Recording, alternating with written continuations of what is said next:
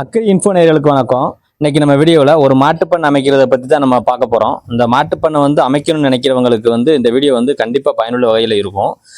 இந்த மாட்டுப்பண்ணை அமைக்கிறதுக்கு பார்த்தீங்கன்னா ஒரு செட்டு எப்படி அமைக்கணும், மாடுகள் எந்த மாதிரி தேர்ந்தெடுக்கணும், குறிப்பாக பார்த்தீங்கன்னா இந்த மாடு மாட்டுப்பண்ணை வைக்கிறதுக்கு யாருக்கு இது சூட்டபுளாக இருக்கும், இதில் லாபம் இருக்குதா அப்படிங்கிற எல்லா தகவல்களையுமே பார்த்தீங்கன்னா என்னோட சொந்த அனுபவத்திலிருந்து நான் கற்றுக்கிட்ட விஷயங்களை தான் இன்றைக்கி ஷேர் பண்ண போகிறோம். கண்டிப்பாக ஒரு மாட்டுப்பண்ணை வைக்கணும்னு நினைக்கிறவங்களுக்கும் ஏற்கனவே மாட்டுப்பண்ணை வச்சு பராமரிச்சுட்டு வர்றவங்களுக்கும் பார்த்தீங்கன்னா இந்த என்னோட அனுபவம் உங்களுக்கு பயனுள்ள வகையில் இருக்கும் அப்படின்னு நான் எதிர்பார்க்குறேன். இந்த வீடியோ கடைசி வரைக்கும் ஸ்கிப் பண்ணாமல் பாருங்கள். இதிலிருந்து நான் கற்றுக்கிட்ட அனுபவங்களையும் இதில் எவ்வளவு நடைமுறை சிக்கல்கள் இருக்குது அப்படிங்கிறதையும் நம்ம இந்த வீடியோவில் முழுசாக பதிவு செய்ய போகிறோம்.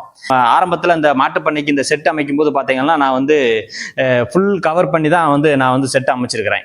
நான் என்னோட இது பார்த்தீங்கன்னா நான் பேஸ்மெட்டமே பார்த்தீங்கன்னா நம்ம வீடியோவுக்கு எப்படி பேஸ்மெட்டை போடுவோமோ அதே அளவுக்கு பேஸ்மெட்டங்கள்லாம் பார்த்தீங்கன்னா நல்லா ஹைட்டு ஏற்றி அதிகமான செலவு பண்ணி தான் நம்ம இந்த பேஸ்மெட்டை அமைச்சு அதுக்கப்புறம் கீழேயும் நல்ல காங்கிரீட் அதிகமான திக்னஸில் காங்கிரீட் போட்டு மாடுகளுக்கு மேட்டும் ரெடி பண்ணோம். நான் பண்ணின இந்த மாட்டு செட்டு அமைச்சதில் என்ன மிஸ்டேக் பண்ணேன்னு பார்த்தீங்கன்னா நான் பல மாட்டுப்பண்ணைகளை விசிட் பண்ணும்போது நான் பண்ண இந்த இது என்னன்னு பார்த்தீங்கன்னா நம்ம சுற்றி கவர் பண்ணிட்டோம். பொதுவாக மாடுகளுக்கு பார்த்தீங்கன்னா நிறையா போதிய வெளிச்சம் இருக்கணும், காற்றோட்டம் இருக்கணும். அப்போ தான் மாடுகள் ஆரோக்கியமாக இருக்கும். நான் என்ன பயந்தேன்னு பார்த்தீங்கன்னா வெளியிலேருந்து ஏதாவது பூச்சிகள் எதுவும் வரதுக்கு வாய்ப்பு இருக்கும், மழை பெஞ்சிச்சுன்னா அந்த மழை தண்ணியில் மாட்டு மேலே இறைக்கும் அப்படின்னு சொல்லி என்னோட புரிதல் இல்லாமல் நான் முழுசாக கவர் பண்ணேன். இப்போ நீங்கள் ஒரு மாட்டுப்பண்ணை அமைக்கணும் அப்படின்னு நினச்சிங்கன்னா பொதுவாக கிளமேலா மாட்டுப்பண்ணை அமைங்க. மாட்டுப்பண்ணை அமைக்கும் போது பார்த்தீங்கன்னா சுற்றி 4 பக்கமும் ஒரு இடுப்பு அளவுக்கு மட்டும் நீங்கள் ஒரு கட்டுகளை கட்டி முடிச்சுட்டு நீங்கள் மற்ற இடங்கள் ஃபுல்லாக காற்றோட்டமாக வெளிச்சமாக விடுங்க. கண்டிப்பாக அது மாடுகளுக்கு ரொம்ப ஒரு ஆரோக்கியமாக இருக்க மாதிரி இருக்கும். காற்றும் சரி வெளிச்சமும் சரி நல்லா கிடச்சிட்டு இருக்கும். மழை பெஞ்சாலும் அந்த ஒரு நாள் மழையில் மாடுகளுக்கு சின்ன இறைச்சல் ஒரு சின்ன மாதிரி நனையுது அப்படின்னாலுமே அது பெரிய லெவலில் ஒரு தாக்கத்தை ஏற்படுத்தாது. அதனால நீங்கள் சுற்றி கவர் பண்ண தேவையில்லை. நான் பண்ண மிஸ்டேக்கை நீங்கள் திருத்திக்கலாம்ங்கிறதுக்காண்டி நம்ம சொல்கிறோம். இதுக்கப்புறம் பார்த்தீங்கன்னா நீங்கள் ஒரு மாட்டுப்பண்ணை அமைக்கணும் அப்படின்னு நினச்சிங்கன்னா கண்டிப்பாக பார்த்தீங்கன்னா ஒரு கால்நடைத்துறையில் நிறைய கோர்ஸ் கான்டாக்ட் பண்ணுவாங்க.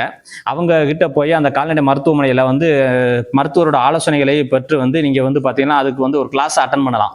அது பார்த்தீங்கன்னா 1 மந்த் கோர்ஸ் இருக்குது, 10 days கோர்ஸ் இருக்குது. இந்த மாதிரி கோர்ஸுகளை நீங்கள் போய் அட்டன் பண்ணும்போது பார்த்தீங்கன்னா உங்களுக்கு நிறைய அனுபவம் கிடைக்கும். அதுலேருந்து எந்த மாதிரின்னு பார்த்தீங்கன்னா அந்த மாடுகளை நம்ம எப்படி தேர்ந்தெடுக்கணும், அந்த மாடுகளுக்கு நம்ம எந்த மாதிரியான உணவு முறைகள் கொடுக்கணும், அதுக்கு தடுப்பூசியாக நம்ம என்னென்ன ஊசிகள் எந்தெந்த மாதங்கள் இடைவெளியில் நம்ம அதை போடணும், அதுக்கு உப்பு எந்த மாதிரி கொடுக்கணும், உணவுகள் எந்த அளவில் கொடுக்கணும் அப்படிங்கிற எல்லா தகவல்களும் பார்த்தீங்கன்னா அந்த இது சம்மந்தப்பட்ட அந்த கிளாஸில் தெளிவாகவே சொல்லி கொடுத்துருந்தாங்க. இதை நான் அட்டன் பண்ணாது எனக்கு ஒரு பெரிய மைனஸாக இருந்துச்சு. காலப்போக்கில் என்னோட அனுபவத்திலேருந்து நான் நிறையா கற்றுக்கிட்டேன், அது வேறு விஷயம். இருந்தாலும் ஆரம்ப ஸ்டேஜில் இந்த விஷயங்கள் எனக்கு தெரியாமல் நான் நிறையா இதில் சொதப்பெல்லாம் இருந்துச்சு. என்னென்னு பார்த்தீங்கன்னா மாடு திடீர்னு ஒரு நாள் தண்ணி குடிக்காமல் போயிடும். பார்த்தீங்கன்னா 7 லிட்டர் இருந்த மாடு திடீர்னு மறுநாள் சாயங்காலம் பார்த்தீங்கன்னா 5 லிட்டர் ஆகும். அதுக்கு மறுநாள் காலையில் பார்த்தீங்கன்னா 3 லிட்டர் ஆயிரும். என்னென்னு யோசிக்கிறதுக்கு முன்னாடியே மாடுகளுக்கு ரொம்ப அடுத்தடுத்த மாடுகளுக்கு பழக ஆரம்பிச்சிருச்சு. அதுக்கப்புறம் நம்ம டாக்டருக்கு எக்ஸ்ட்ரா செலவு பண்ண வேண்டியதாக இருந்தது. இதையெல்லாம் தவிர்க்கணும்னா நீங்கள் பார்த்தீங்கன்னா உங்களுடைய இந்த மாட்டுப்பண்ணை வைக்கிறதுக்கு முன்னாடி நீங்கள் ஒரு கிளாஸ் போயிட்டு வரும்போது இந்த பயிற்சி இருந்துச்சுன்னா உங்களுக்கு இந்த மாடுகளுக்கு எதனால இந்த பிரச்சனை வந்திருக்குங்கிறத நீங்கள் ஆரம்ப கட்டத்திலே தடுத்துடலாம். இப்போமெல்லாம் நான் தடுத்துக்கிட்டு தான் இருக்கிறேன். எனக்கு அந்த எந்த பிரச்சனையும் கிடையாது. ஆரம்பத்தில் இந்த பிரச்சனைகள் இருந்துச்சு. இதை நம்ம ஆரம்ப ஸ்டேஜ்லேயே நம்மளுடைய அமௌண்ட் லாஸ் ஆகும்போது நம்மளால் அதை கட்டுப்படுத்த முடியாது. அந்த ஒரு காரணத்துக்காக தான் நம்ம இதை சொல்கிறோம். அதனால நீங்கள் ஒரு பயிற்சி, முறையான பயிற்சிங்கிறது கண்டிப்பாக தேவை.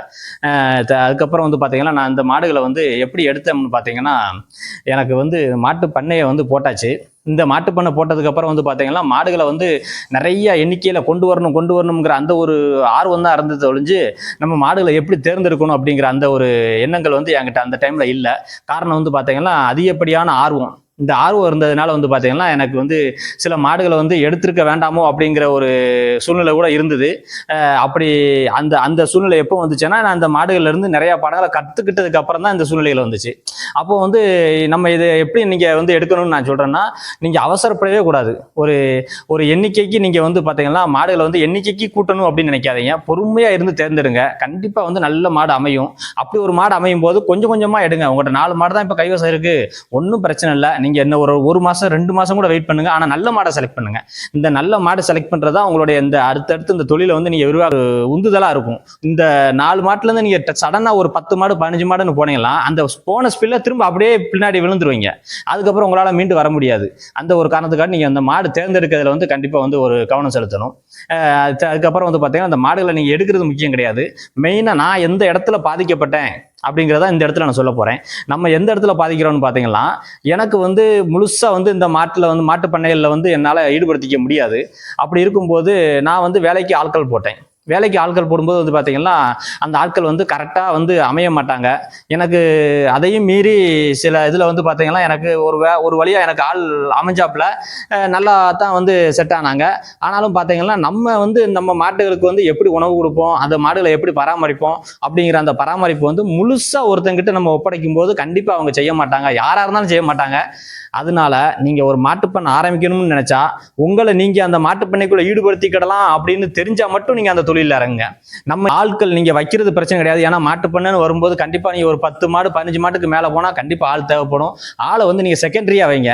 ப்ரிலிமினரியாக நீங்கள் தான் அந்த இடத்துல இருந்து வேலை பார்க்கணும். அப்படி வேலை பார்க்குறதா இருந்துச்சுன்னா நீங்கள் அந்த மாட்டுப்பண்ணை அமைங்க. முழுக்க நீங்கள் அந்த இடத்துல வந்து சுற்றி வந்துக்கிட்டே இருக்கணும். அப்படி இருந்துச்சுன்னா மாட்டுப்பண்ணை அமைக்கலாம்.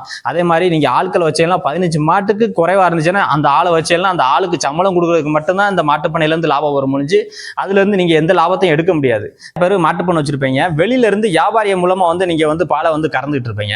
அந்த மாதிரி கறந்தீங்கன்னா கண்டிப்பாக வந்து லாபம் எடுக்க முடியாது. ஏன்னா அந்த வியாபாரி வந்து பார்த்தீங்கன்னா உங்களுடைய லாபம் கண்டிப்பாக முக்கியம். இந்த இடத்துல அவங்க லாபத்துக்கு போக தான் நமக்கு ரூபா கொடுக்க போகிறாங்க. அப்படிங்கும்போது உங்களுக்கு ஒரு 33 ரூபா, நல்ல வியாபாரியாக இருந்தாங்கன்னா 33 ரூபா தான் கொடுப்பாங்க. இந்த 33 ரூபாங்கிறது வந்து உங்களுக்கு போதுமான அளவுக்கு இருக்காது கண்டிப்பாக.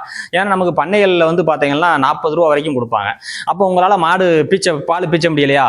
அதனால தான் வந்து பார்த்தீங்கன்னா நான் வந்து இந்த மாதிரி மிஷினை வாங்கினேன். இந்த மாதிரி மிஷின் வந்து பார்த்தீங்கன்னா உங்களுக்கு ஒரு 15 மாட்டுக்கு வந்து போதுமான அளவில் இருக்கும். இது வந்து 1 ஹெச்பியில் வந்து மோட்டர் இருக்குது. இந்த 1 ஹெச்பி மோட்டரில் தான் வந்து பார்த்தீங்கன்னா இந்த மாடுகளுக்கு வந்து நான் வந்து எல்லா மாடுகளுக்கும் மிஷினை போட்டு தான் நான் வந்து மாடை வந்து பால் கறந்துட்டு இருந்தோம். மிஷின் மூலமாக பாலை கறந்து பண்ணைகளுக்கு வந்து அனுப்பிக்கிட்டு இருந்தோம். இப்படி போய்கிட்டு இருக்கும்போது தான் வந்து பார்த்தீங்கன்னா என்னால் வந்து அந்த முழுக்க நான் அந்த பணியாளர்களை வச்சே நம்ம வேலை பார்க்கும்போது அவனை நம்பி என்னால் வந்து முழுசாக வந்து ஒப்படைக்க முடியலை. ஆனாலும் வந்து பார்த்தீங்கன்னா மாடுகளை ஃபுல்லாக இறைகள் வந்து ரொம்ப கம்மியாக இருக்கும். காலையில் பார்த்தீங்கன்னா இவ்வளவு இற போடுவான், அதோட முடிச்சுக்கிடுவான். அப்புறம் மதியத்துக்கு வந்து பார்த்தீங்கன்னா நம்ம போய் அவனை எழுப்பி விடணும். தம்பி எலும்புடான்னு சொல்லி எழுப்பி விட்டோம்னா அவன் வந்து எழும்புனதுக்கு அப்புறம் வந்து அவனை எழுப்பி விடுற நேரத்தில் நம்மளே வேலையை பார்த்துட்டு போயிடலாம். அது வேற விஷயம். அவனை எழுப்பி விட்டு பிற அவன் வந்து அப்படியே எல்லாத்துக்கும் கொஞ்சம் கொஞ்சமாக அப்படியே ஏதோ பிரசாதம் மாதிரி கொஞ்சம் கொஞ்சமாக போட்டு போயிடுவான். மாடு வந்து ஒரு உயிர். அந்த உயிருக்கு வந்து நம்ம அதுக்கு தேவையான சாப்பாடை கண்டிப்பாக கொடுத்தே ஆகணும். அவ்வளவு எண்ணிக்கையில் வந்து பார்த்தீங்கன்னா நான் வந்து சூப்பர் நெப்பியர் புல்லாக இருக்கட்டும், வெள்ளைச்சோளமாக இருக்கட்டும், அப்புறம் நம்ம அகத்திக்கீரையா இருக்கட்டும் எல்லாமே போட்டு வச்சிருக்கிறேன். ஆனா அறுக்க மாட்டான். நம்ம வேணும்னா அறுத்து கொண்டாந்து போடலாம். இந்த மாதிரியெல்லாம் சில பிரச்சனைகள் இருக்குது. அதெல்லாம் வந்து பார்த்தீங்கன்னா எனக்கு வந்து காலப்போக்கில் ரொம்பவும் வந்து மன உளைச்சலுக்கு உண்டு பண்ணி வேற வழி இல்லாமல் இந்த இதை வந்து நம்ம ட்ராப் பண்ணக்கூடிய ஒரு சுச்சுவேஷனுக்கு போச்சு. இப்போ வந்து பார்த்தீங்கன்னா அந்த மாடுகளுக்கு ஒரு சின்ன பிரச்சனை இருந்தாலும் என்கிட்ட வந்து பூஸ்டப் மாத்திரை இருக்குது, ஃபீவர் மாத்திரை இருக்குது, கழிச்சல் போனால் அதுக்கு தனியாக மாத்திரை இருக்குது, உன்னிக்கு நமக்கு மருந்து இருக்குது.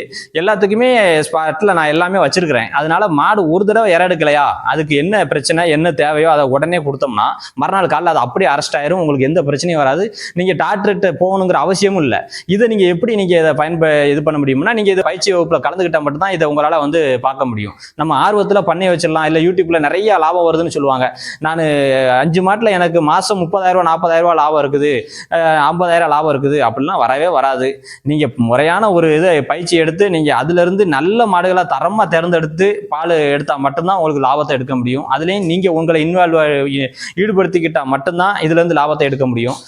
இப்போ வந்து பாத்தீங்கன்னா நம்ம இந்த வீடியோவை பேசிட்டு இருக்கும்போது இன்னொரு முக்கியமான விஷயம் சொல்லணும். இப்போ நான் அந்த பண்ணையை வந்து என்னோட மாடுகளை வந்து இப்போ மொத்தமே நம்ம கிட்ட 3 மாடு தான் இருக்குது. இந்த 3 மாடுகளை வந்து நான் பராமரிச்சுட்டு வரேன். இப்போ எனக்கு இந்த மிஷின் வந்து இப்போதைக்கு எனக்கு தேவையில்லை.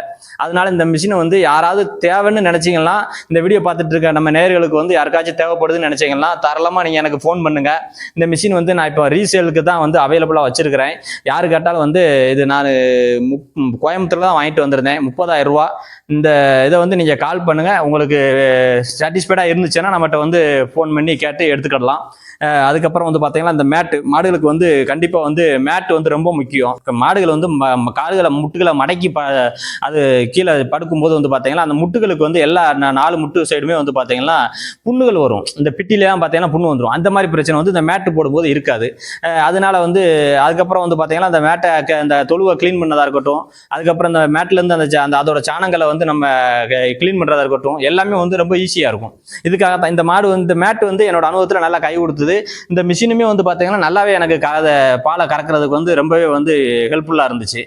இப்போ நமக்கு இது தேவையில்லை அப்படிங்கிற ஒரு சுச்சுவேஷனில் தான் வந்து பார்த்தீங்கன்னா இந்த மேட்டையும் இந்த மிஷினையும் வந்து நான் கொடுக்க போகிறேன். உங்களுக்கு தேவை இருந்தால் நீங்கள் வந்து தாராளமாக வாங்கிக்கலாம். அதுக்கப்புறம் வந்து பார்த்தீங்கன்னா அந்த மூலையில் ஒன்று இருக்குது பாருங்கள், அது நம்ம சொல்ல தேவையில்லை, இருந்தாலும் அந்த இதை காமிங்க. அந்த மூலையில் இருக்கிற இந்த மிஷின் என்னன்னு பார்த்தீங்கன்னா நம்ம சூப்பர் நேப்பியர் புல்லுத்தட்டையை வந்து அறுக்கிறதுக்காக வாங்கின மிஷினு. இந்த மிஷின் வந்து பார்த்தீங்கன்னா நான் 10,000 ரூபா கொடுத்து வாங்கியிருந்தேன். இப்போ வந்து பார்த்தீங்கன்னா அது மூலையில் வந்து உட்கார்ந்தா இருக்குது. இது எனக்கு யூஸ் பண்ண முடியலை. நான் உங்களுக்கு யூஸ் ஆகும்னு நான் பொய்யெல்லாம் சொல்ல மாட்டேன். எனக்கு யூஸ் பண்ண முடியலை. ஏன்னா எனக்கு வந்து வைப்ரேஷன் அதிகமாக இருந்துச்சு. அது எனக்கு ரொம்ப டிஸ்டர்பாக இருந்துச்சு. நான் அதனால் அதை வச்சு இது வரைக்கும் நான் 2 தடவை அறுத்து பார்த்தேன். என்னால் அறுக்க முடியலை. நம்மகிட்ட இருந்த வேலைக்கு இருந்த அந்த ஹிந்தி பையன் வந்து அறுத்தான். ஆனால் அவன் நல்லா தான் அறுத்துக்கிட்டு இருந்தான். எனக்கு யூஸ் ஆகலை. உங்களுக்கு இந்த மிஷின் ஒருவேளை நீங்கள் நான் இதை யூஸ் பண்ணிக்கிடுவேன் அப்படின்னு நினச்சிங்கனாலும் இது வந்து நான் 10,000 ரூபாய்க்கு வாங்கினேன். இப்போ குறைஞ்ச ரேட்லேயே நான் கொடுக்கறதுக்கு தயாராக தான் இருக்கேன். ஏன்னா என்னோட பார்வையில் தான் நான் அதை பார்க்குறேன். எனக்கு யூஸ் ஆகலாங்க உங்களுக்கு யூஸ் ஆகாது அப்படிங்கிற அந்த பார்வையில தான் நான் ஆரம்பத்துல இருந்து சொன்னதான். நீங்க வந்து ஒரு மாட்டு பண்ண செட்டு எப்படி அமைக்கணும், அதுக்கப்புறம் நீங்க எப்படி பயிற்சி எடுக்கணும், அதுக்கு முன்னாடி நீங்க வந்து ஒரு 3-4 பண்ணைகளை வந்து விசிட் பண்ணணும். அதுக்கப்புறம் வந்து பாத்தீங்கன்னா பயிற்சி எடுத்ததுக்கு அப்புறம் மாடுகளை வந்து எந்த முறையில் நீங்க தேர்ந்தெடுத்த மாடுகளை வந்து நீங்க அதுக்கு எந்த மாதிரியான உணவு கொடுக்குறீங்க, அதுக்கு எந்த மாதிரியான மருந்து கொடுக்குறீங்க அப்படிங்கிற எல்லா தகவல்களையும் வந்து நீங்க தெரிஞ்சுக்கிட்டு இதுக்கப்புறம் நம்மளை வந்து இன்வால்வ் படுத்திக்க முடியும்னா மட்டும் நீங்க வந்து இந்த மாட்டுப்பண்ணையில வந்து மாட்டுப்பண்ணை அமைங்க, மாடு வளர்க்கக்கூடிய இந்த தொழிலில் வந்து ஈடுபடுங்க அப்படிங்கிறதா என்னோட இந்த வீடியோ மூலமாக நான் சொல்லிக்கக்கூடிய கருத்து. இந்த வீடியோ பிடிச்சிருந்துச்சுன்னா நம்ம சேனலை வந்து லைக் பண்ணுங்க, சப்ஸ்கிரைப் பண்ணுங்க, தொடர்ந்து ஃபாலோ பண்ணுங்க. நம்ம சேனலில் வந்து நிறைய விவசாயம் சம்மந்தப்பட்ட தகவல்களையும் பதிவு செஞ்சுட்டு வரோம். நன்றி, வணக்கம்.